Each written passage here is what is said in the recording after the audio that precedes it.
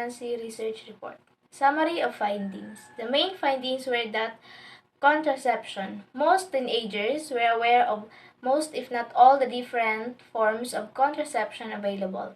Condoms, pill, morning after pill, coil or cup, jabs, femidom, and abortion. However, their actual knowledge about these options and how they work can be very limited. Some 14 years old, in particular, lack any real knowledge about what these methods are and how they work, and they would very much like to know more detail. Non-virgins in general had often not really thought about what contraception they might use in the future, despite being able to reel off a list of choices. When discussing the options further, it emerged that a number of these contraceptive methods were associated much more with relationships than more spontaneous sex. They also require some form of adult discussion about the decision, as you cannot simply purchase them off the shelf. This makes them more out of reach, intimidating forms of contraception as the teenager is required to talk someone about sex. That can be very uncomfortable and reason enough not to consider using them. For many teenagers, condoms were the only truly considered form of contraception, particularly for girls and boys who were not in solid relationships. All teenagers knew where to find them, why to use them, and how to put them on. Also, everybody knew the advantages of using them. However, the reality of condoms is that they are a hassle, they are a joke, and they kill the moment. Ultimately, everyone knows they should use them. It's the sensible thing to do. But most of the people spoken to didn't want to be sensible. They wanted to have fun and take risks. Unprotected sex was therefore happening an awful lot across the sample of boys and girls. Alcohol. Alcohol nearly always seemed to be a factor in teenage sex for both girls and boys, with the youngsters drinking it in the park and older respondents consuming it in pubs and clubs. Many drink alcohol every day, and most drink on Fridays and Saturdays, with teenagers drinking to excess. When drunk, teenagers tend to be carefree, careless, and lack inhibitions. This is when most unprotected sex happens. Knowledge and awareness. When it came to talking about STIs, the conversation with teenagers became rather limited. They knew the names, but the level of detail and understanding was low. Chlamydia seemed the most familiar of STIs. Many teenagers, particularly the girls, were keen to learn more about STIs. They would welcome information about the specific detail, such as what actually happens, what they look like, how serious they are, and how long they last. Older teenagers and non-virgins tended to know more than others from personal experience or stories from others, but they still didn't feel entirely informed.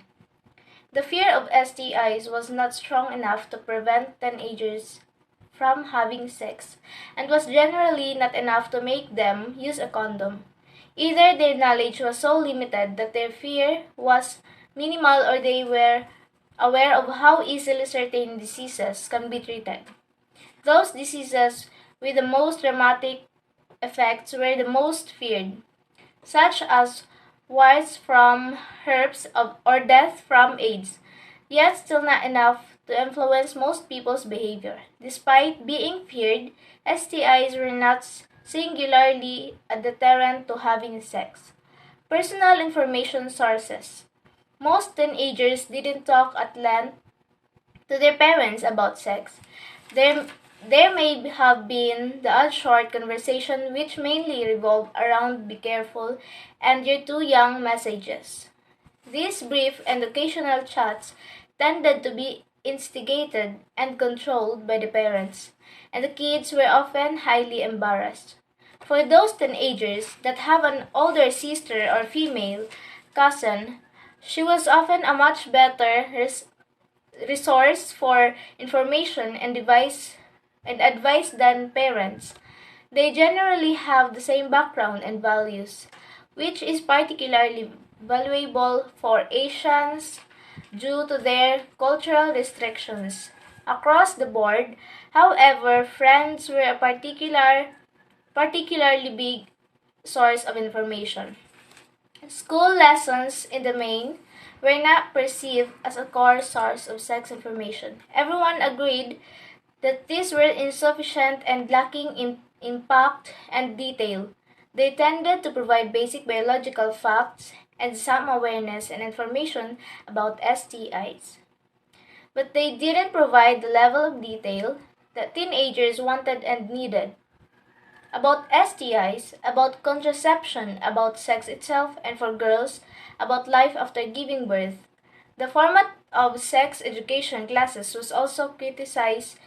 Mixed classes were thought to be far from ideal, and boys and girls got embarrassed around each other and couldn't comfortably listen or ask questions.